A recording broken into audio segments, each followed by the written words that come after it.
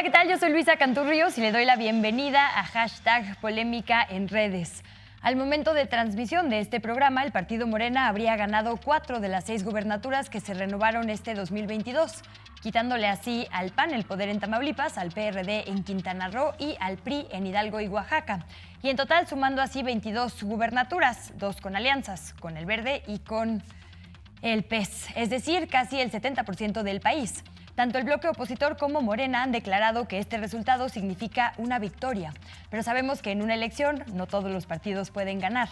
¿Quién tiene razón? ¿Qué significa esto para la democracia? ¿Qué pistas nos da rumbo al 2023 y 2024?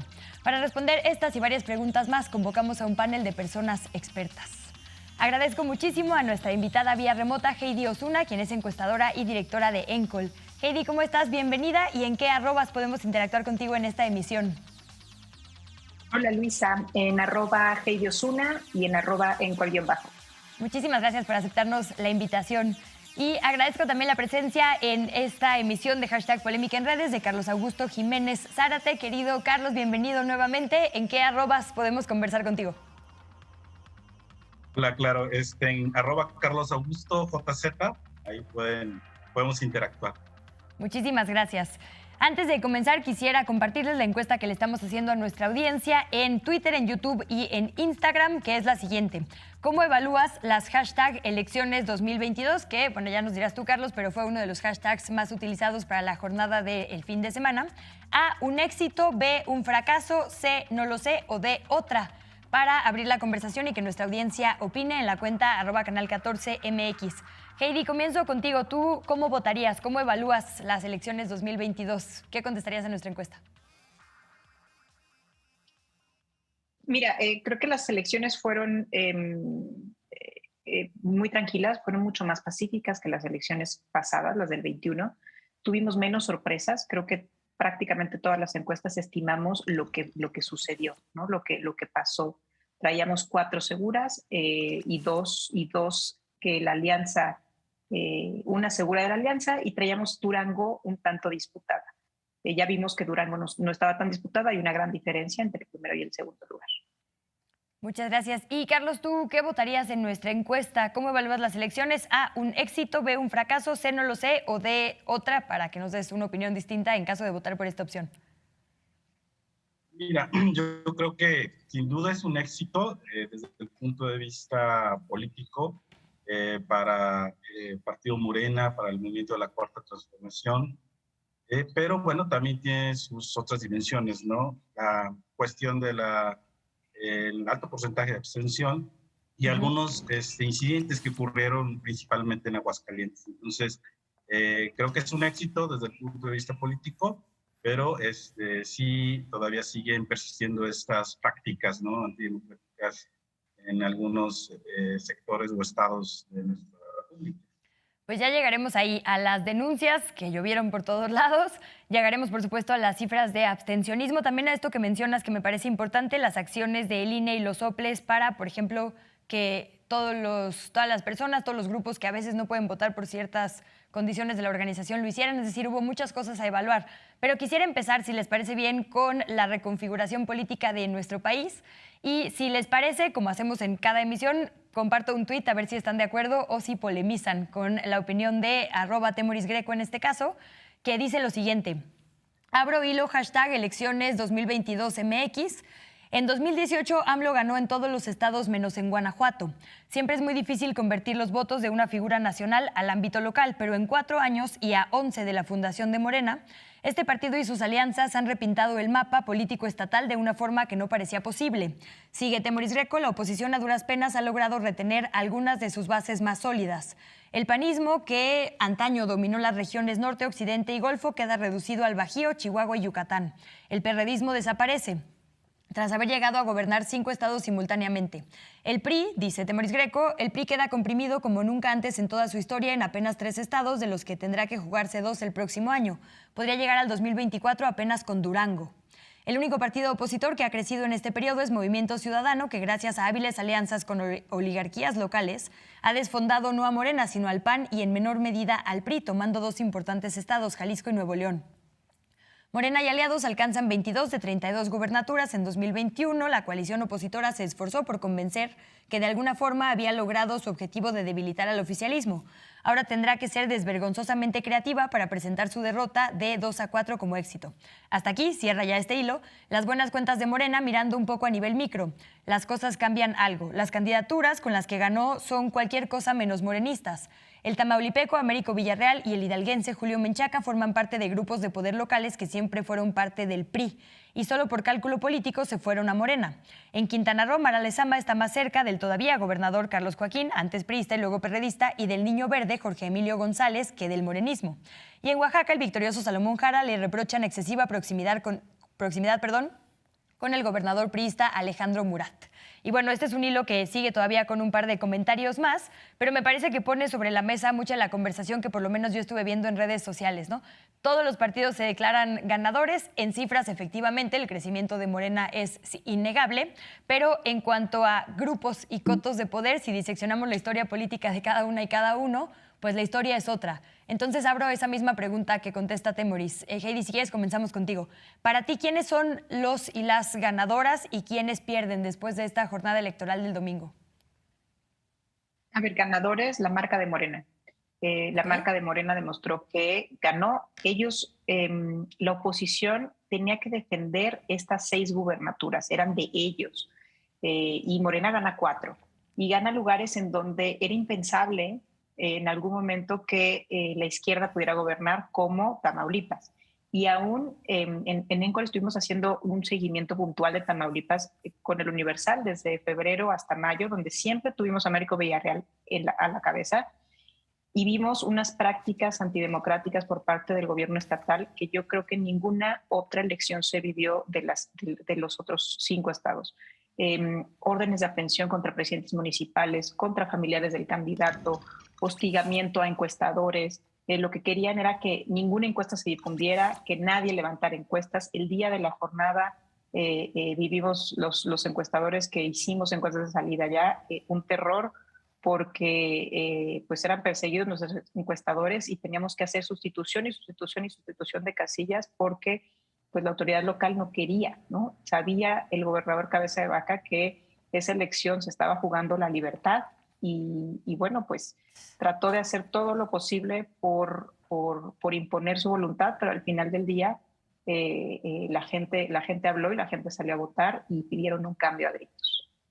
¿Coincides, Carlos, con esta lectura de que la marca Morena se posiciona? Y quisiera preguntarte, porque sé que tú también estuviste mapeando, no como Heidi en territorio, sino justo en el mundo digital, esta interacción, particularmente en, digamos, lo que respecta a los alrededores del presidente, ¿no? Y claro, sin duda, el gran triunfador, como lo había comentado, es el partido Morena. Y con ello, bueno, la cuarta transformación que está impulsando, pues, sin duda, el presidente Andrés Manuel López Obrador. Y coincido plenamente con que hizo sobre el asunto tan terrorífico que se estuvo viviendo en esta campaña, precisamente ahí en Tamaulipas, ¿no? Entonces, tienes ahí una campaña de terror que, de alguna manera, si lo vemos en el porcentaje de abstención, fue de las entidades con mayor participación. Eso quiere decir que la ciudadanía, a pesar de toda esta campaña que hubo de hostigamiento en contra de la participación electoral, pues salió a votar, ¿no?, en mayor porcentaje que en otras entidades que, digamos, estuvieron tranquilas. Dentro del mapeo de interacciones, pues he desarrollado diversos modelos para medir un poquito los impactos emotivos que en el caso de Facebook puedan generar los candidatos. Te diría que coincido también con Heidi en el caso de que había 4 estados claramente donde estaba, digamos, perfilados ya desde hace al menos un mes los ganadores que pues, resultaron el día de ayer, y 2 estados en disputa, que precisamente era pues Durango y en menor medida Aguascalientes, ¿no?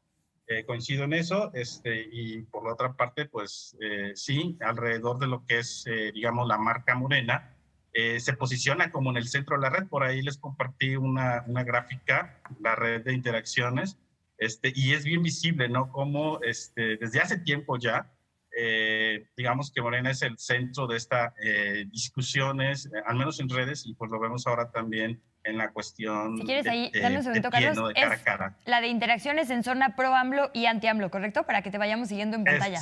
Es correcto. Ok, ahí estamos es correcto. contigo. Vemos cómo ahí el hashtag se ubica en de elecciones 2022 MX, que fue el hashtag principal. Ajá. Alrededor estuvieron de él otros hashtags como hashtag Aguascalientes, hashtag Durango, etcétera. Y vemos cómo arriba también está hashtag Morena, ¿no? Yo mapeé todos los hashtags de todos los partidos. De hecho, pues no se ve ningún otro partido. El único partido que se ve ahí es Morena por la cantidad de interacciones que tuvo, no porque haya hecho un filtro ni mucho menos, sino simplemente son los datos que nos arroja esta medición, que fue de un periodo de 12 a 6:30 de la tarde del día de ayer. Entonces vemos cómo la marca Morena está ligada a la elección 2022, que quiere decir que fue el actor principal o el nodo principal de esta red de interacciones, ¿no? Y pues al final, pues fue la que obtuvo la mayoría de las gubernaturas. Que dicho sea de paso, no se puede convertir en otra cosa más que en un triunfo, ¿no? Por aquello decían que se quedaron cortos 6 de 6, ahora solamente tienen 4 de 4, pues no tenían nada, entonces ahora tienen 4.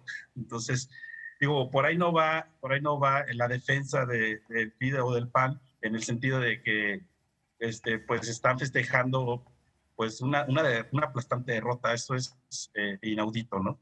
Tienen que reconocer, yo creo, para empezar. No, sin duda. Y decías tú, está Morena en el centro de la conversación, pero mapeaste tanto pro AMLO como anti AMLO. ¿Cuál tuvo mayor número de interacciones, el pro AMLO o el anti AMLO? ¿Y detectaste que hubiera, digamos, una zona geográfica o algo orgánico o inorgánico que empujara alguna de las dos tendencias? Fíjate que en este mapeo es un mapeo especial de hashtags y tweets, a diferencia de otros mapeos que es el mapeo de interacciones entre usuarios. En esta ocasión se amplió el mapeo a hashtags. Vimos como en este periodo de 12 a 6 de la tarde, que fue el cierre de la elección, mayoritariamente hubo mayor interacción en la zona pro AMLO. Digamos que de alguna manera todas estas olas de interacciones masivas que habíamos estado viendo durante días previos se apagaron. Es decir, aquellos hashtags anti-AMLO, anti-Morena, anti-4T, de alguna forma estábamos viendo ahí los tweets de mayor interacción en la zona pro AMLO, diversas denuncias de varias cuentas como Brandon Mendieta, Jorge Naredo, Epigmenio Ibarra, que estuvieron haciendo precisamente en el tema de Aguascalientes. Y vemos en la zona anti-AMLO, pues muy poquitos tweets con mucha interacción. Esto es, digamos, como que sucedió algo ahí, se apagaron. Incluso también lo vimos con la cuenta del INE, ¿no? Que dejó un momento de funcionar durante parte del día. Entonces algo pasó en redes, no lo sabemos todavía, pero sin duda que la interacción anti-AMLO bajó bastante, ¿no? Entonces tendría que investigarse un poco más a fondo y seguir ahondando en ello, ¿no? Para que pueda dar una explicación. Pero sin duda que en esta ocasión la zona pro AMLO tuvo una mayor interacción. Antes de regresar con Heidi, déjenme compartirles el tuit justo del vocero del INE, el director de comunicación social, Rubén Álvarez, que explicó: la cuenta INE México ya está de regreso. El INE informó en el resto de sus cuentas en otras plataformas digitales el minuto a minuto de la jornada electoral, hashtag no a la desinformación, porque había estas, pues obviamente, teorías de conspiración de por qué estaba apagada esta cuenta. En otro tuit, uno de los consejeros explicó que era un tema de configuración de Twitter, que estaba justo actualizándose ese día y que al ser la cuenta del INE aparentemente menor de edad, aunque no es una persona, pues les habían ahí hecho un cambio, ¿no? Entonces, digo, nada más ahí para justo abonar a toda la campaña de información y desinformación que hubo. Y Heidi, déjame regresar contigo a algo que me pareció muy interesante que decías sobre que en realidad no fue tanta sorpresa, digamos, la configuración final. Si quitamos, digamos, el ruido político y la declaración itis de ambos lados, las cifras sí más o menos nos indicaban que esto iba a pasar, tanto las encuestas como la última votación, ¿no? La del 2018. En realidad, se habló mucho de que había posibles pactos en Hidalgo o en Oaxaca, pero bueno, Morena había obtenido más del 60% de la votación en 2018 para el presidente, ¿no? Es decir, ya había avanzado mucho campo en esas dos entidades, no tanto en Aguascalientes y en Durango. Entonces, digamos que enfocándonos en los datos sí podemos tener una previsión mucho más adecuada, que es lo que haces tú. Sí, a ver, de hecho tenemos una elección más reciente, que es la federal del 21. O sea, el año pasado, ¿no? Los resultados electorales del año pasado de las federales, Morena dio un gran avance en estos 6 estados, inclusive en Aguascalientes, porque digamos que la marca en Aguascalientes del PAN es bastante sana, es de los pocos lugares en donde la marca del PAN es sana. Y ya veíamos, al menos por estos datos, que Morena iba ocupando espacios, iba ganando espacios en estos estados. Y te decía, estados en donde no te hubieras podido imaginar, porque siempre existe esta idea que en el norte son anti-Morena, pero no. Sí. Morena gobierna Baja California Sur, Sonora, Sinaloa, ahora Tamaulipas. De hecho, el año pasado hubieran tenido grandes oportunidades de haber ganado Nuevo León, pero tuvimos muchos errores, detectamos muchos errores de la candidata de Morena, que los capitalizó finalmente Movimiento Ciudadano. Pero de no haber sido por esos errores o por esa igual y mala decisión de la candidatura, es probable que Morena hubiera avanzado mucho, si no es que hubiera sido ganador en Nuevo León, ¿no? Pero bueno, no fue sorpresa, sí teníamos al menos en encuestas 4 estados seguros para Morena, un estado seguro para el PAN, ¿no? Para el PAN-PRI, y teníamos Durango como una moneda. Yo la última medición que tuve de Durango fue un mes antes, en donde Morena tenía 4 puntos arriba, pero en ese mes pasaron muchas cosas, mi publicación fue a principios de mayo, pero en ese mes pasaron muchas cosas, mucha campaña negativa hacia la candidata de Morena y algunos errores importantes de la campaña de Morena en Durango que por lo que vemos pues hizo que cayera significativamente, pero si vemos los resultados electorales la verdad habían sido bastante buenos. Y algo que no podemos olvidar en Durango es la ruptura que tuvo el partido, ¿no? Hubo una división interna que también debe de estar reflejada en estos resultados. Pero al final del día la oposición estaba obligada a retener estas 6 gubernaturas, por lo menos retener la mitad, y solamente pudo ganar 2. Nos quedan 30 segunditos antes del corte. Déjame ahondar un poquito en esto que dices, porque a veces pareciera o en el análisis público no se toman en cuenta factores como el que acabas de describir. Las campañas en las últimas semanas importan, porque en el siguiente bloque hablaremos de guerra de narrativas, ¿no? Pero esto que dices, hubo campañas de desprestigio particularmente al cierre de la campaña. ¿Hay algo clave que tú hayas detectado? Uso de redes sociales, campaña en medios de comunicación. ¿Qué fue lo que, digamos, terminó de definir esto que aparentemente estaba cerrado? Pues fue todo, fue un conjunto con medios de comunicación, fueron redes sociales. En el caso de Tamaulipas fueron órdenes de aprehensión, fue la fiscalía actuando y haciendo campaña electoral a favor del gobernador. Ok, pues bueno, si les parece vamos con esto a nuestra primera pausa. Les recuerdo a nuestra audiencia que puede hacernos saber su opinión, sus preguntas para nuestra y nuestro experto en la cuenta @canal14mx. Particularmente hoy estamos usando el hashtag elecciones 2022, pero con hashtag polémica en redes le leemos. A la pausa y regresamos, quédese en Canal 14.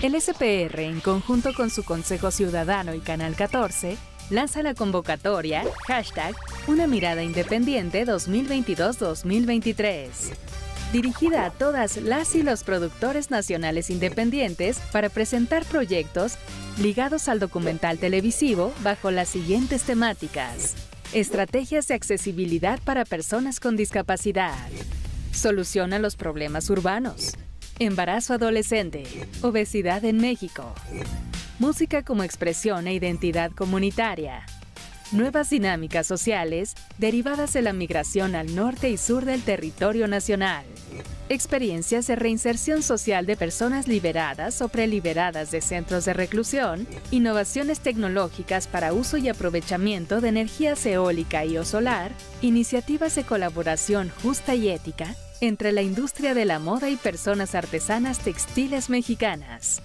el mole mexicano y sus variantes. Fecha límite de registro de proyectos, 30 de junio de 2022 a las 17 horas del centro.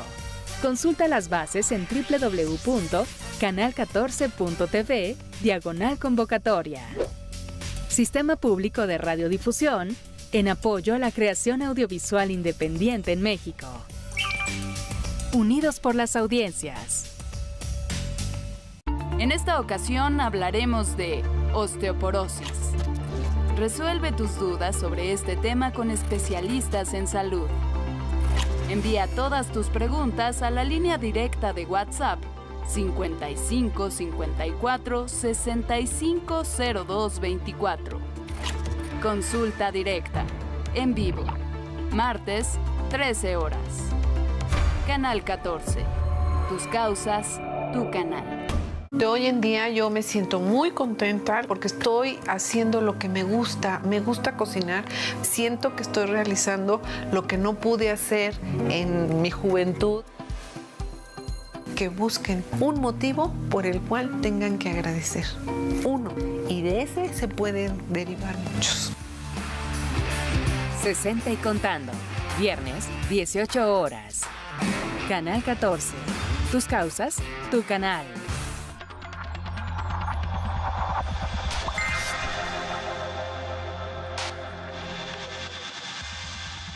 Muchísimas gracias por sus opiniones y comentarios en nuestras redes sociales y por supuesto nuevamente por su sintonía en esta hashtag polémica en redes. Les recuerdo que estamos analizando las elecciones 2022 en 6 estados que renovaron gubernaturas.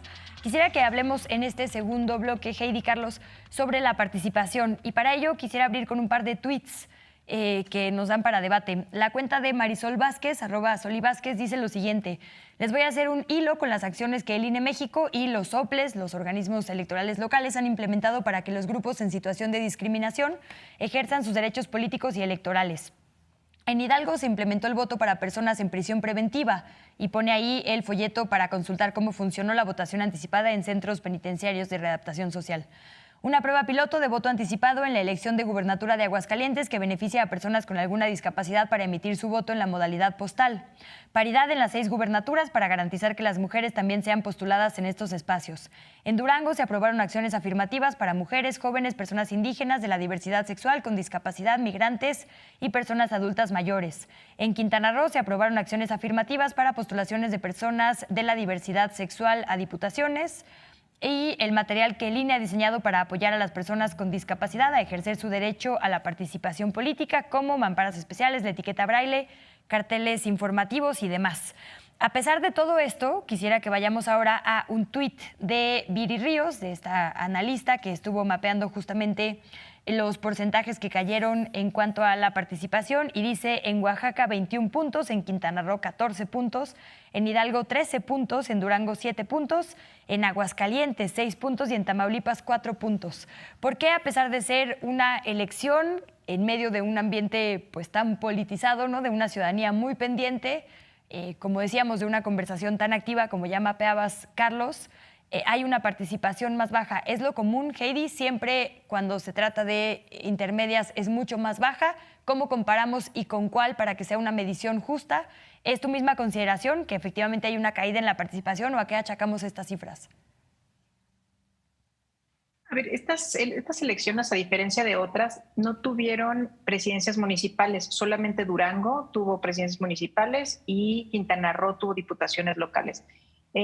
Si ibas a los estados, era muy, querías comparar el 2021 con el 2022, en el 2021 veías lleno de espectaculares, veías el día de la elección por todos lados, porque todas las campañas a diputado local, diputados federales, gobernador, alcaldes, pues obviamente traían la fecha y entonces sabías que pronto iba a haber elecciones. Y en estos momentos, como solamente había elección a gobernador prácticamente en la mayoría de los estados, pues la gente está un poco menos informada y un poco menos inmiscuida en la elección, porque a veces desde la Ciudad de México tendemos a ver las elecciones desde un punto muy central y no vemos que las elecciones responden a realidades locales 100%. Y entonces en un estado es muy importante la presidencia municipal. De hecho, es lo que te saca a votar, más que el gobernador. A veces en algunos estados la gubernatura es muy lejos. Muchas localidades no llegan a ver a su candidato a gobernador, pero sí llegan a ir a eventos o a tener algún contacto con los candidatos a diputados locales o a presidentes municipales. Entonces, el que estas gubernaturas no tuvieran candidatos a presidentes municipales, sobre todo, pues obviamente baja la participación. La ventaja de eso es que también bajó la violencia. Si comparamos estas elecciones con las del 21, sí vemos que hubo mucho menos violencia, menos asesinato a candidatos, también porque no habían candidatos a diputados locales y no se estaban disputando tantos puestos de elección popular como fue en el 2021. ¿Y esto tiene que ver con las regiones, quizá? O sea, porque eran regiones, digo, salvo Tamaulipas, como no tan foco rojo en cuanto a disputa de cárteles, ¿o lo achacas únicamente justo a proporción de espacios en disputa? Unos espacios en disputa, también cuando una elección no está tan peleada, ¿no? Cuando ya sabes casi quién va a ganar, pues cuando ya digamos que está muy decidida o hay un gran hartazgo hacia una persona, pues no motiva a muchas personas a votar, ¿no? Motivó a muchas personas afines a Morena a salir a votar. Pero sí vemos seguramente muchos priistas y muchos panistas o que son afines a ellos, de los pocos que quedan, yo creo que muy pocos salieron a votar en Quintana Roo, yo creo que muy pocos salieron a votar en otros lugares, ¿no? Y también el clima de inseguridad sobre todo en Tamaulipas, en Durango, pues también hace que la gente no acuda a las urnas. Pero de todos modos no es una participación tan baja. Okay. Tampoco es para estarnos alarmando, ¿no? Estás arriba de los 40%. Ha habido gobernaturas donde se decide por 30%. Entonces tampoco es que tengamos unos números bajísimos. Ok, ese es un buen dato, sí, porque de repente es difícil saber a qué análisis creerle, ¿no? Entonces está bien ponerlo, digamos, en perspectiva.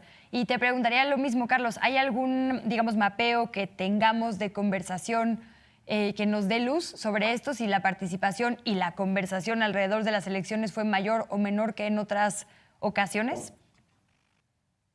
Mira, de hecho, yo estuve tratando de medir los debates, los diversos debates que se suscitaron en los 6 estados.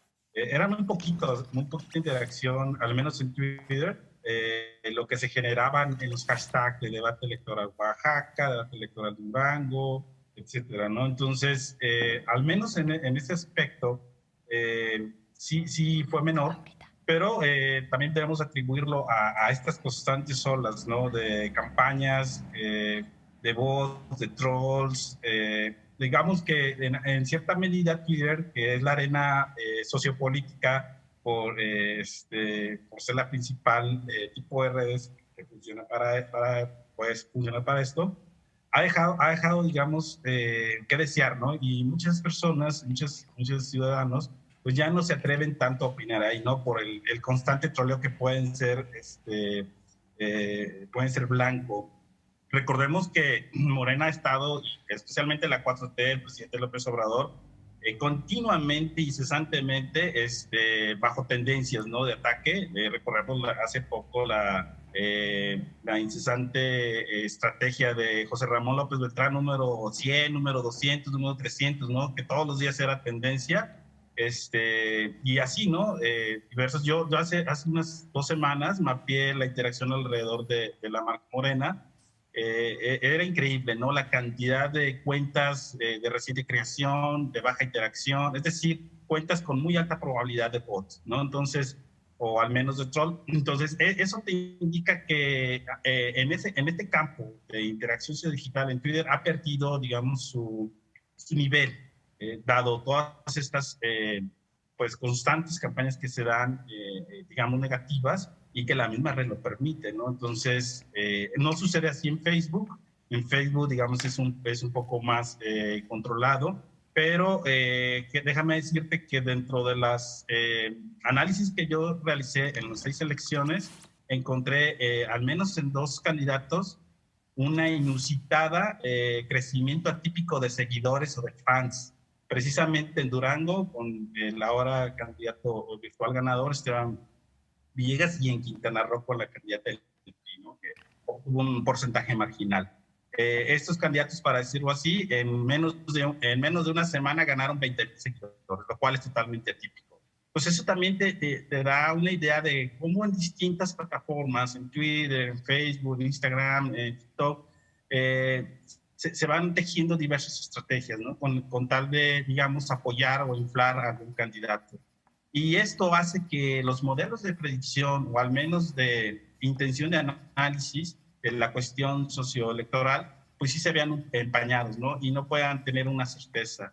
Igual lo decía Heidi con las encuestas domiciliarias o telefónicas, ¿no? Era imposible hacer una encuesta en Tamaulipas, dado la presión sistemática que se ejercía sobre las personas, eso de manera física. Entonces, si no te dan espacio ni en la virtualidad ni en la realidad, pues sí, te digo, por eso son procesos todavía que se siguen arrastrando antidemocráticos y se tienen que pugnar por seguir eliminando todo esto, ¿no?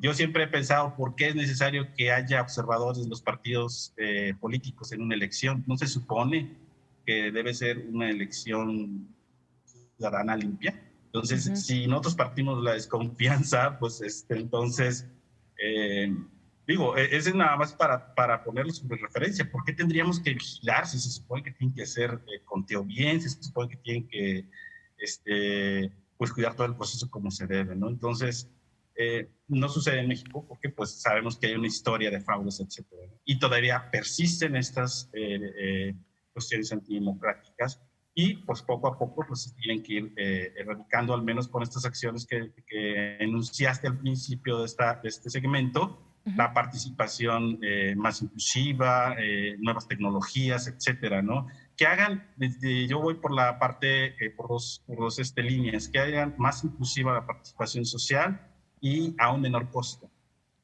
Para eso pues tendremos que usar las tecnologías. Y bueno, eso reduciría bastante el presupuesto, que sabemos que el INE es de las cuestiones más que después dicen que no tienen dinero, ¿no? Precisamente con la consulta fue un ataque virtual continuo contra el presidente, lo del aeropuerto, lo del Tren Maya. Digo, todas estas narrativas que han estado construyendo durante años, al día de ayer no sirvieron para nada.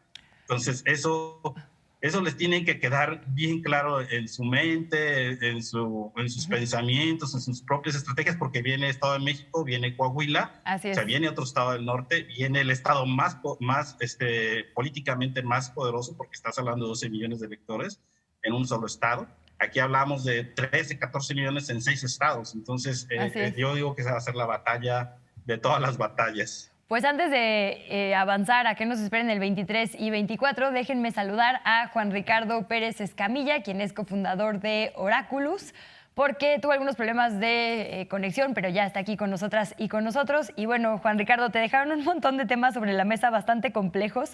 Estas estrategias narrativas, que si hashtag hay tiro, que si no tuvieron 6 de 6, que si el narco, ¿no? Que fue algo que incluso pues denunció o se quejó el presidente en la conferencia matutina del lunes siguiente a la jornada. El asunto de la desconfianza, sí, en los partidos políticos, en el clima de inseguridad, pero también en el propio INE, ¿no? Ha estado bajo la lupa pública, por no decir, por no calificarlo, digamos, pero sí con un escrutinio importante.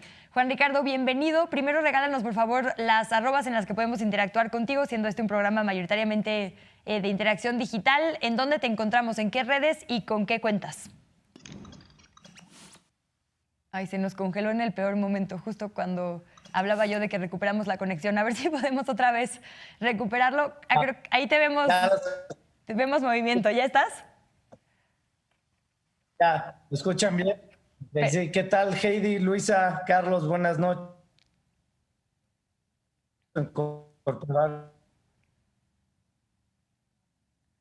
¿Sabes qué, Juan Ricardo? Vamos a volver a probar comunicación porque estamos perdiéndonos tu audio y por lo tanto tu análisis. Entonces, sociales. A ver, creo que ahí estamos. ¿Puedes volver a intentar? Sí. Ahí, ya, ahora sí te escuchamos claro y sí, ahora sí, disculpa. Pero nos perdimos todo, entonces si puedes de cero, otra vez. A ver, sí, a ver, a manera, digamos, de resumen, después de lo que lo sé, desde que me incorporé a la mesa, lo que he escuchado, bueno, el primer comentario que yo les haría es que las encuestas en esta ocasión fueron criticadas, digamos, anteriormente. En estas creo que en certeza, digamos, certeza a los procesos electorales, que no haya ningún tipo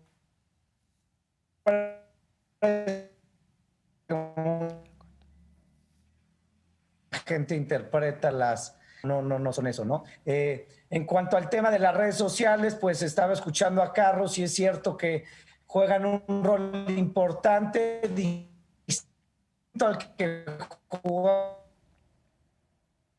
Sí, parece que estamos perdiéndote otra vez, Juan Ricardo, discúlpanos.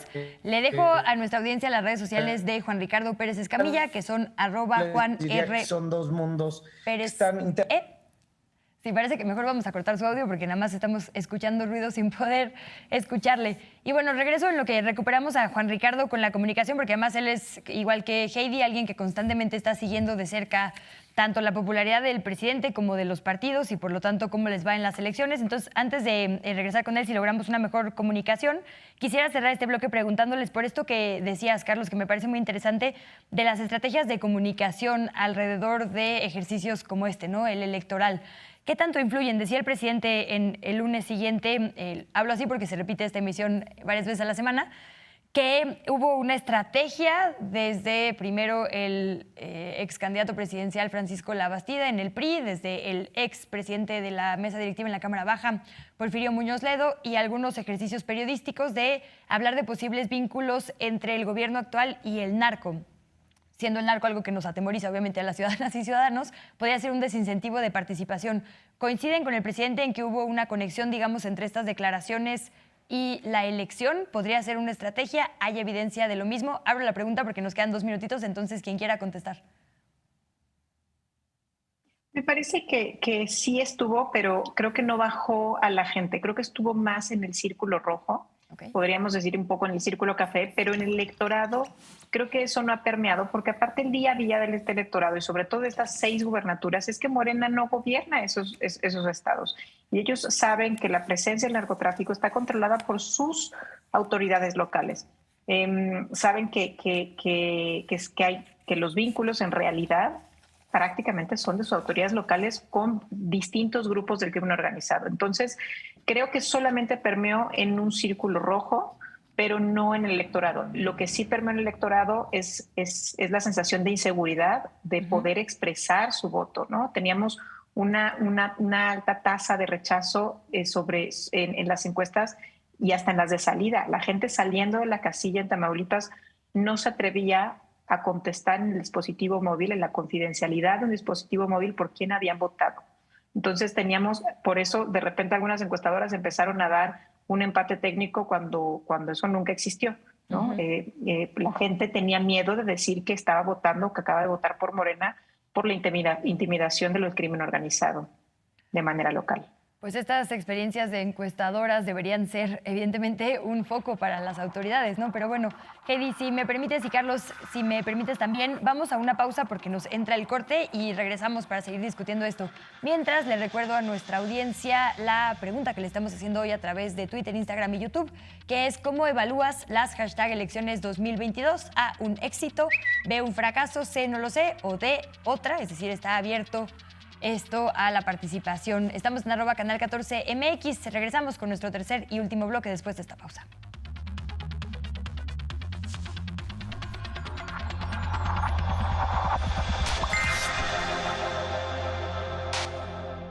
Encuentra tus causas en nuestras recomendaciones semanales. Su mayor crimen fue defender sus ideales. ¿Y tu primo? ¿Qué haces ahora?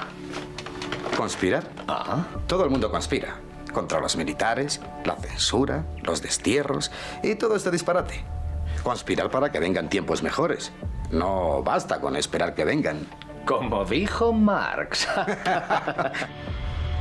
Lorca, muerte de un poeta. Una amenaza a la libertad. Cada día conocemos más horrores. Y uno dice, ¿cómo se logró conjuntar tanto factor para que se cometieran horrores como este? Sobre todo me duele que en el camino hayan quedado valiosos y valiosas compañeras. Clandestino. Canal 14. Tus causas, tu canal.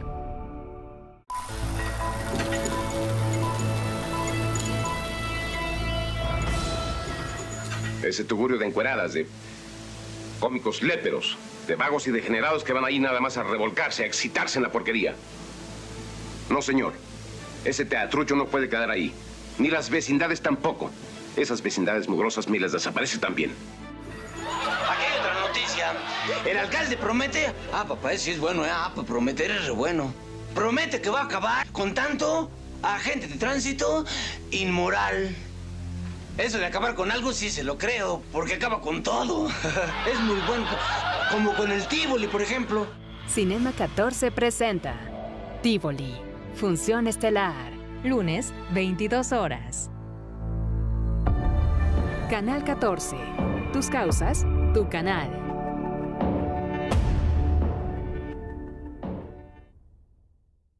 La cultura de la comida hace que una casa se vuelva un hogar, hace que los amigos se vuelvan familia. Mi mamá se da la tarea de aprender todos esos guisos para dar ese sentimiento, ese recuerdo con sabores, ¿no? Un apapacho con ciertos sabores. Cocina Migrante, miércoles 21:30 horas.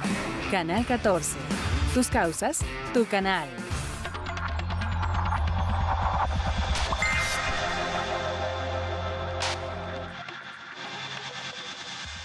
Gracias nuevamente por su sintonía. Estamos hablando de hashtag elecciones 2022, en esta hashtag polémica en redes. Y para cerrar este tercer y último bloque, quisiera preguntarles ahora sí por previsiones o qué significa en términos de gobernanza, de democracia y de futuras elecciones, porque son definitorias las del 23 y 24, como ya nos adelantabas, Carlos. Lo que vimos este fin de semana es sintomático, va a haber reconfiguraciones de los partidos, de las alianzas, que prevén al 23, que como bien nos adelantabas, Carlos, renueva a Coahuila y al Estado de México, y el 24, que es, como se dice coloquialmente en nuestro país, la grande, ¿no? La presidencial. Heidi, si quieres, vamos contigo. ¿A qué poner atención y qué especulas en cuanto a reconfiguraciones, si es que las habrá? Yo creo que la alianza llegó para quedarse. PAN, PRI, PRD saben que necesitan estar juntos para tener un margen mucho más competitivo frente a Morena. Movimiento Ciudadano sabe que necesita candidatos distintos a los que postuló en estas elecciones, candidatos muy similares a los que postuló en el 21, en donde estuvo pues muy cerca de ganar algunas gubernaturas o que fue el segundo lugar, el lugar de que fuera la alianza fue Movimiento Ciudadano, o llegó en Nuevo León hasta primer lugar, y en algunas alcaldías o ciudades importantes pues llegaron a ganarla. Y en esta elección vieron que pues los candidatos que escogieron no fueron los más competitivos, que necesitan un perfil distinto. Y Morena también creo que sabe que es mucho más competitivo con PT y Verde en conjunto. Hay lugares y hay momentos en donde fue determinante la alianza, porque si no hubiera podido llegar a un momento un poco más incómodo de la elección. Entonces creo que las alianzas en general y las coaliciones llegaron para quedarse. Creo que ahora vamos a estar con menos partidos, ¿no? Prácticamente vamos a ver Morena, PT, Verde por un lado, PAN, PRI, PRD por otro, y Movimiento Ciudadano seguramente compitiendo solo, pero tratando de buscar otro tipo de candidatos que puedan arrebatarle a Morena este lugar de cambio, ¿no? La mayoría de las gubernaturas que gana Morena es porque la gente estaba harta de sus gobernantes, tenían muy mala evaluación y la sensación de cambio era muy, muy alta. Y bueno, Morena fue quien capitalizó esa sensación de cambio en estas elecciones. En las elecciones pasadas, en algunos lugares, fue Movimiento Ciudadano. Y además, como que su esfuerzo fue focalizado, ¿no? No es ninguna casualidad que le hayan apostado a dos grandes capitales. Y digo grandes por, tamaño, población, importancia económica, ¿no? Como son Monterrey en Nuevo León, junto con la gubernatura, y Jalisco, ¿no? Con también Guadalajara. Es decir, parece que Movimiento Ciudadano no necesariamente le está apostando justo a lo que sí estos dos pueblos que describes. ¿Estarías de acuerdo con eso? Sí, pero también fue muy competitivo en algunas capitales, ¿no? En Colima, por ejemplo, fue competitivo, en Campeche también fue muy competitivo, ¿no? En varios lugares, pero principalmente fue por la selección de candidatos. Tuvieron una selección de candidatos mucho más oportuna que la selección de candidatos que tuvieron en esta ocasión. Ok, Carlos, ¿tú dónde estás parado? ¿Qué ves rumbo a los próximos 2 años? Sí, mira, sobre esta pregunta, yo yo veo un PAN disminuido, ¿sí? De hecho, donde gana Movimiento Ciudadano es por esta alternancia donde ya no quieren el PRI y el PAN. Por ejemplo, el caso de Nuevo León, que ya es la segunda gubernatura que se le arrebata al PRI y el PAN. Y estas elecciones, pues el número de gobernaturas del PAN se redujo drásticamente. Veo un PRI noqueado, a un PRD pulverizado, ¿no? Creo que esa alianza, pues ya de facto está, digamos, en términos cuantitativos y cualitativos casi aniquilada. La única alianza que yo veo es la que impulsa Morena Partido Verde, y eso tendría que también, a lo mejor, que evaluarse, como bien lo dice Heidi. En algunos sitios no era necesaria, en algunos otros faltaron esos porcentajes a integrarse, pero sí veo que se reconfigura, ¿sí?, el escenario político en México hacia una lucha entre Morena y PAN. Especialmente quizás sostengan la alianza en el Estado de México por la coyuntura, que ahí pues el PRI ha sido, digamos, el actor principal, pero recordemos que en las pasadas elecciones la ahora secretaria de Educación Pública quedó a puntos, ¿no?, de ganar ese importante estado. Entonces, en Coahuila lo veo igual. El PRI va a intentar meter alianza con su candidato, pero sí los veo, digamos, en la lona. Entonces, ¿tendrán que reponerse de eso? No lo sé. Mi percepción y mi análisis es que no, porque no han entendido la cuestión, como decía Heidi. ¿Qué es lo que buscan los electores? Un cambio, una esperanza. Y si tú llenas campañas de denostaciones, de insultos, de que ese es un narco, cuando tú tienes 2, 3, 4, 5 gobernadores en la cárcel por eso mismo, entonces pues la gente no te lo va a creer, ¿no? Entonces, lejos de una campaña propositiva, tenemos la misma campaña negra, ¿sí?, que les funcionó en el 2006 contra el presidente López Obrador, que intentaron en el 2018 y ahora la siguen. Es decir, no sé si no les da la razón o la lógica o el pensamiento, pero parece que no aprenden, ¿no? O parece que su realidad no les alcanza para ver la realidad social, ¿no? Oye, para hace tiempo escribí que es un tipo de esquizofrenia política, ¿no? Porque por un lado le dices, tú eres narco, yo tengo atrás 3 narcos. Entonces, por un lado dices, tú eres dictador y hago prácticas dictatoriales en mis estados. Entonces, te digo, estas narrativas son totalmente contraproducentes, contradictorias, no le hallo ninguna dimensionalidad a su estrategia. La verdad, están fuera de la realidad y por eso Morena arrasa, porque además tiene candidatos frescos, está basado en el trabajo del presidente y la marca Morena va creciendo, ¿no? Entonces, indudablemente, la elección en el Estado de México y Coahuila se van a volver a topar con pared. No creo que cambien su narrativa ni su campaña. Creo que ya tenemos ahora sí a Juan Ricardo Pérez Escamilla. Parece que logramos por fin una señal algo estable. Querido Juan Ricardo, bienvenido. Ahora sí ya estamos, ¿no? Sí. Ya creo que ya estamos. Buenísimo. Oye, rapidísimo, tus arrobas por si alguien quiere hacerte llegar un mensaje en lo que nos queda de esta emisión. Y ahora sí que de lo que hayas escuchado, lo que quieras aportar. Hay un montón de temas sobre la mesa. Miren, hacia el 2024, 2023 se viene la elección del Estado de México y Coahuila, un PRI totalmente disminuido. Creo que ha habido una narrativa y un consenso general en estas elecciones donde Morena arrasa, de cierta manera. Los únicos que dicen que no es la oposición, Alito Moreno y Marco Cortés, que por cierto han entregado muy malos resultados electorales.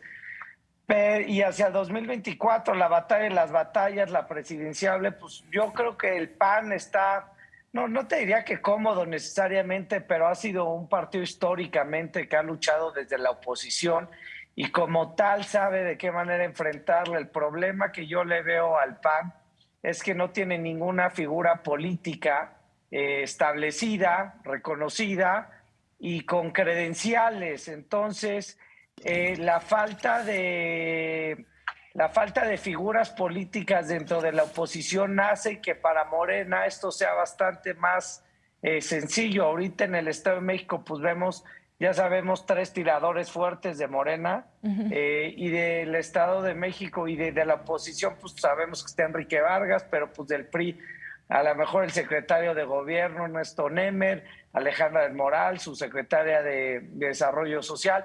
Pero en general, la verdad, hay poca información respecto de lo que pueda suceder con los candidatos, y hacia el 2024 es un poco lo mismo. Yo creo que la mayor oportunidad, o donde la oposición va a centrar sus fuerzas, va a ser en la Ciudad de México, un lugar en donde tuvieron resultados electorales favorables hace un año, y donde a partir de ahí es donde yo veo que más tienen oportunidad de construir, porque de lo contrario, pues el PRI no ha ganado nada. Ganó Durango, pero pues fuera de eso no había ganado una elección desde que la ganó Del Mazo en el Estado de México, y el año siguiente se cumplirían 6 años. Entonces, a manera de conclusión, sí veo a un Morena que ya está establecido, digamos.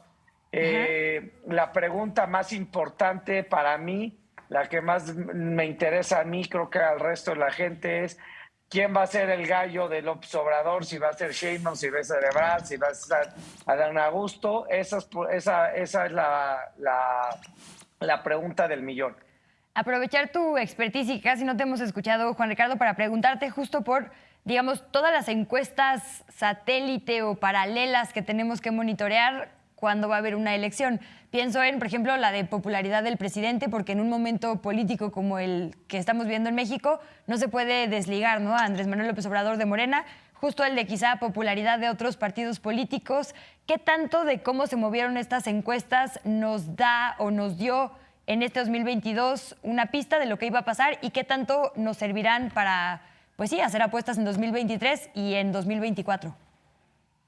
Pues mira, la aprobación del presidente en oráculos está en 63%. Es una aprobación altísima.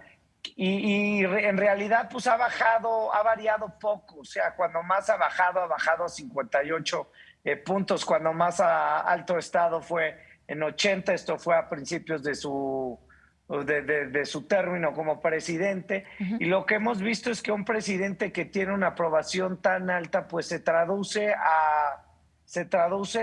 a votos que meten las urnas Morena, a elecciones que ganan los candidatos sin importar quiénes sean, a que Morena es el partido nuevo, es el partido fresco, y están utilizando la figura del presidente para posicionarse estos.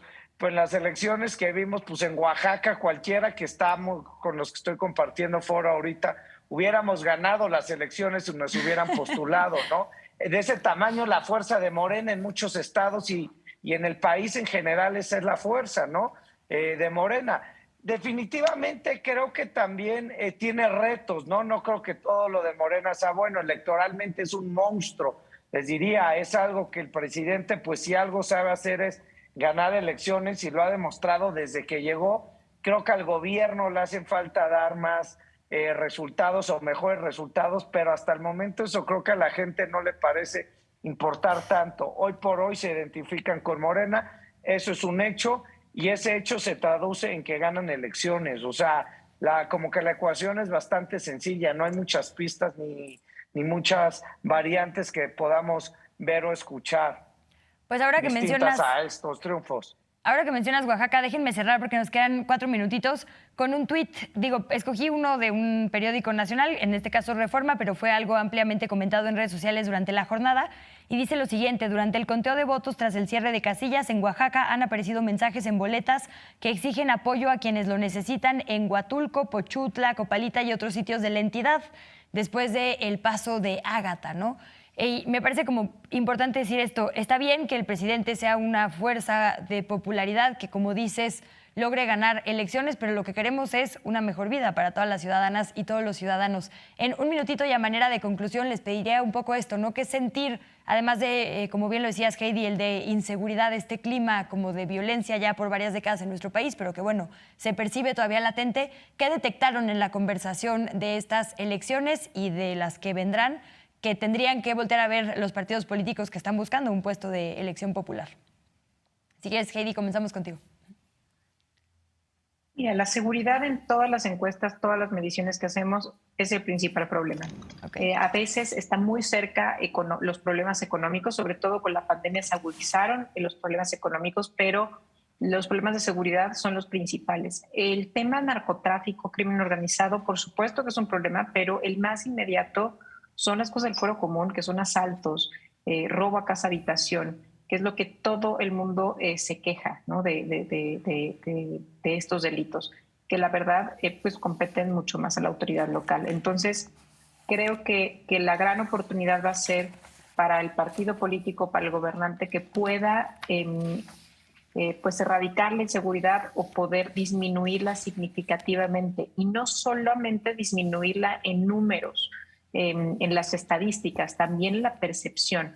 A veces los temas de inseguridad bajan en los números reales, pero tienes tú como gobernante que bajar también el nivel de percepción de la gente. La gente tiene que sentirse segura, y en estos momentos ya no se sienten seguras.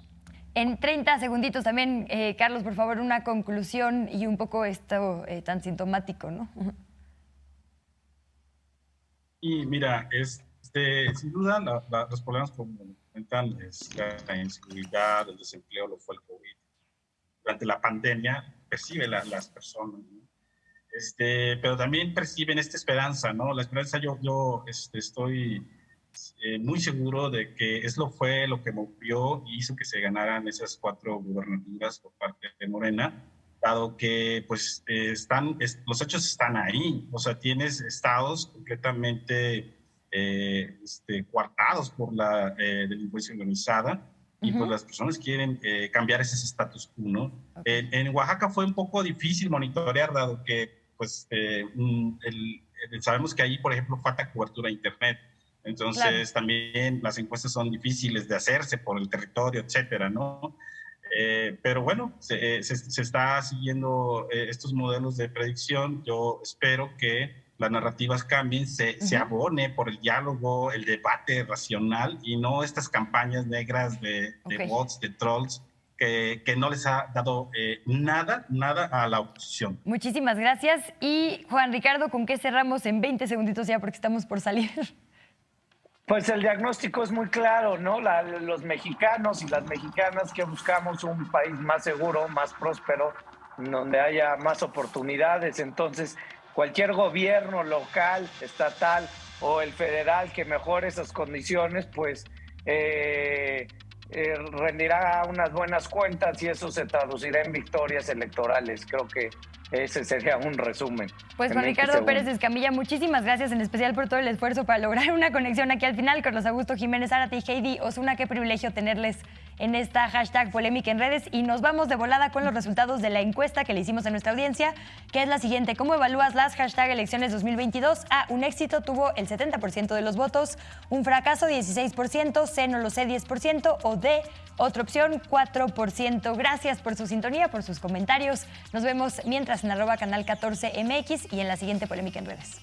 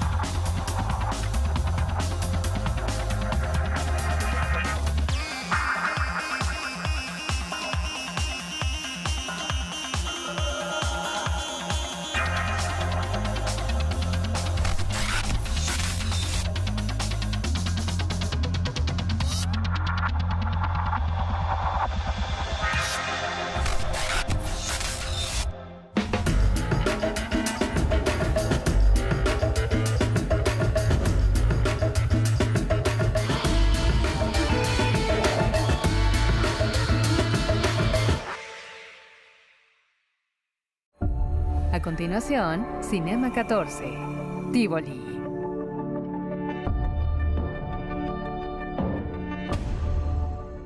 Clasificación C. Mayores de 18.